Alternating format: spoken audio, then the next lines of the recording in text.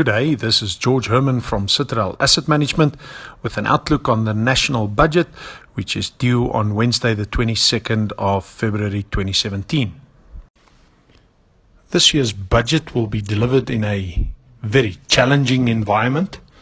Firstly, for the Minister personally, as it's pretty obvious that his head is on the political chopping block, and hence he would do his utmost best to deliver a balanced budget between populist demands and ratings risks.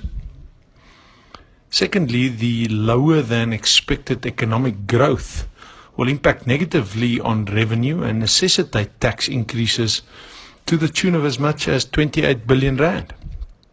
Furthermore, the expenditure ceiling would be dropped by a further 10 billion rand, placing further pressure on the consumer economy as the government spends less. Next, should the Minister balance these variables well, SA could well avoid a credit downgrade.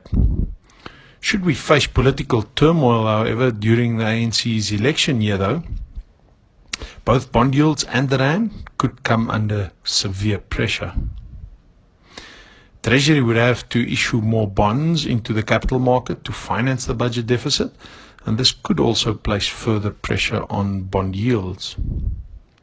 Now, where would such additional tax revenue come from, you may ask?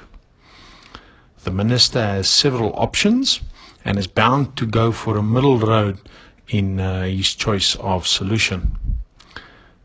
Firstly, he would be helped by fiscal drag and don't thus expect much in sense of bracket relief. In fact, it's more than likely that the top bracket be increased by 1%. These two measures alone should bring in an additional 10 billion rand into the fiscus. Next, the Minister has the choice of increasing the VAT rate by 1%, and that could deliver as much as 20 billion rand. But this is very unlikely in such a politically sensitive year. What's more likely, post the President's State of the Nation address and tone of language, is an increase in estate duty and even a doubling of capital gains tax. This could deliver as much as 5 billion rand in additional tax revenue.